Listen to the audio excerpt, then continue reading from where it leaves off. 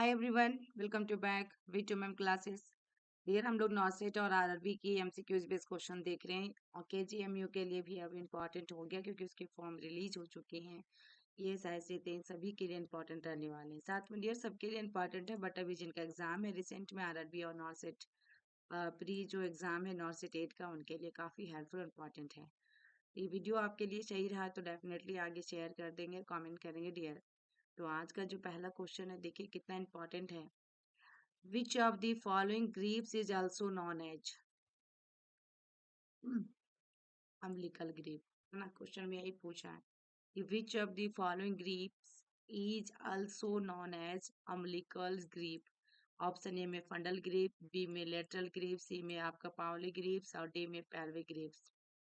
अभी कंटिन्यू ओबीजी चल रहा है डियर, फिर आप लोग को नेक्स्ट सब्जेक्ट मिलने वाला है। इसमें राइट आंसर आपका क्या जाएगा? वेरी वेरी इंपॉर्टेंट क्वेश्चन है। इसमें dear right answer option B जाएगा, लेटरल ग्रेप। क्या होगा? Lateral grip. ठीक है, lateral grape also known as umbilical grape, and the aim of this grape is identify the fetal back in mother's abdomen। देखिए, इसका जो एम होता है, मेन उद्देश्य जो होते हैं इस ग्रेप का, क्या होता है? Fetal back in mother's abdomen को आइडेंटिफाई करना। ठीक है, नेक्स्ट क्वेश्चन है, which obstetric grip permits determination of the fetal positions? Which obstetric grip permits determination of the fetal position? Option A में fundal grip, lateral grip, Pawlik grip और pelvic grep. ये देखिए, इससे grep से question एक आएगा आपके एग्जाम में, और इसमें राइट आंसर आपका क्या जाएगा? इसमें देखिएगा राइट आंसर इसमें जो होने वाला है ऑप्शन बी होगा, लेटरल ग्रेप। क्या होगा? Lateral grip. ठीक है, द फर्स्ट देखिएगा इसमें फर्स्ट मैन्यूवर यानी कि फंडल ग्रेप।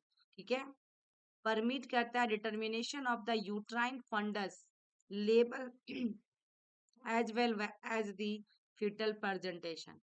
फर्स्ट मैन्यूवर यानी कि फंडल ग्रेप जो परमिट कर रहा है, क्या डिटरमाइन कर रहा है? यूट्राइन फंडस लेबल as well as the fetal presentation. Second manoeuvre यानी कि लेटरल ग्रिप जो है परमिट्स करेगा determination of the fetal positions के बारे में पता लगाएगा। तो राइट आंसर इसमें क्या हुआ? ऑप्शन बी गया, लेटरल ग्रिप। नेक्स्ट क्वेश्चन देखिएगा, which of the following is also known as Leopold fourth manoeuvre? ये भी इंपॉर्टेंट है डियर, क्योंकि एग्जाम में बहुत बार पूछा है। फोर्थ मैन्यूवर फंडल ग्रिप होगा, लेटरल ग्रिप होगा, पाउली ग्रिप होगा, पेल्विक ग्रिप होगा। फर्स्ट में आपने देखा फंडल ग्रिप है, सेकेंड में देखा लेटरल ग्रिप है। अब यहाँ पे फंडल और लेटरल दो देख लिया, पाविक और पेल्विक में कौन सा होगा राइट आंसर डियर? इसमें आपकी राइट आंसर क्या जाएगा? तो पेल्विक ग्रिप जाएगा। क्या जाएगा? पेल्विक ग्रिप होगा फोर्थ। जैसे कि फर्स्ट में देखा जाए फंडल ग्रिप है, सेकेंड में लेटरल है, देख लीजिए, याद रख लीजिएगा इसको। फर्स्ट में एफ से फर्स्ट है, एफ से फंडस है, एफ है। फिर उसके बाद देखिएगा एस एल है, ठीक है ना, सेकेंड और लेटरल। उसके बाद टीपी है, टीपीआर होता है ना, टीपी है, ठीक है ना। उसके बाद आपका आपका एफ पी याद रख लीजिए, क्या है? F P. ठीक है, फोर्थ पाविक ऐसे करके कुछ, तो एफ से फोर्थ और पी से पेल्विक, ऐसा। ठीक है ना, फोर्थ पेल्विक। तो इसमें आपका क्या हुआ? F F first, first फंडल, second आपका लेटरल, थर्ड आपका जो है पाविक, और फोर्थ में आपका है पेल्विक। ठीक है, तो इसमें राइट आंसर कौन सा हुआ आपका? ऑप्शन डी यानी कि पेल्विक ग्रिप। नेक्स्ट क्वेश्चन है, most reliable indicator of true labour? Option A में है effacement and dilatation of the cervix, B में पेनफुल यूट्राइन कॉन्ट्रैक्शन, सी में suprapubic discomfort at regular interval, और D में all of the above. D में आपके पास है all of the above. इसमें आपकी राइट आंसर क्या जाएगा? इसमें आपका राइट आंसर जो होने वाला है ऑप्शन ए होगा, effacement and dilatation of the cervix. क्या पूछा है? कि most reliable indicator of true labour. True labour और फॉल्स लेबर होती है डियर, इसमें ट्रू लेबर की बात किया है तो सर्विक्स की डायलेटेशन। ठीक है, यहाँ पे इफेसमेंट इंडिकेट्स करता है thinning of the cervix which mainly occurs along with dilatation of the cervix. ठीक है, next question, all are the characteristics of true labour pain except. यहाँ पे ट्रू लेबर पेन पूछा है क्वेश्चंस में और एक्सेप्ट में पूछा है। तो ऑप्शन ए में intensity and duration of contraction increases progressively, B में एसोसिएटेड विद सो, सी में progressive effacement and dilatation of the cervix, और डी में पेन इन कंटिन्यू लिखिएगा confined to lower abdomen and groin. चार option दिया गया है। एक्सेप्ट में क्वेश्चन है, ट्रू लेबर पेन के बारे में पूछा है, कैरेक्टरिस्टिक्स पूछा गया है, और इसमें राइट आंसर आपकी क्या जाएंगी, इसमें राइट आंसर आपका क्या होगा।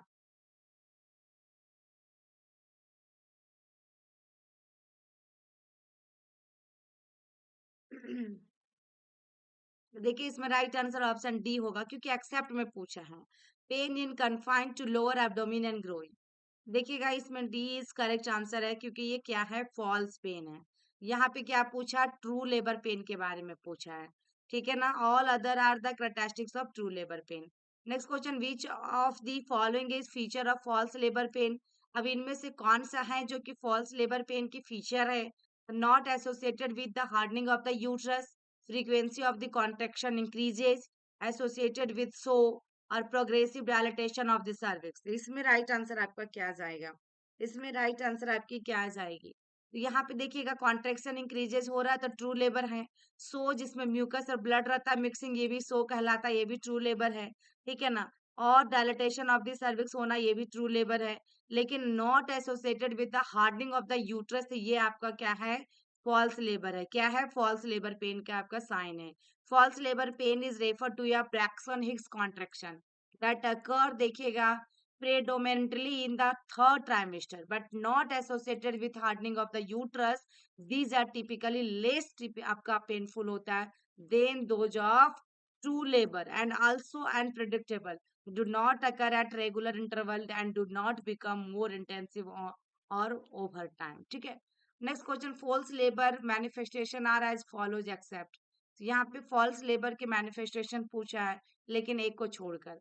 Contraction lessen with in activity और रेस्ट, बी में cervix progressive effects and dilated, C में अडाल आपका एब्डोमिनल डिस्कम्फर्ट, और डी में है कॉन्ट्रेक्शन इरेगुलर। तो इसमें आपकी राइट आंसर क्या होगा। तो इसमें देखिएगा राइट आंसर जो होना है ऑप्शन बी होगा, cervix progressive effects and dilated, ये ट्रू लेबर का साइन है ना। बाद बाकी सभी फॉल्स लेबर का है। Progressive effacement and dilated cervix are the feature of true labour, और सभी के सभी क्या है, फॉल्स लेबर है। Which among the following is not a feature of false labour pain. इनमें से कौन सा है जो कि फॉल्स लेबर पेन का फीचर नहीं है। Pain is confined to lower abdomen and groin, B में no effect on dilatation of the cervix, C में रिलीव बाय एनीमा, और डी में formation of bag of water.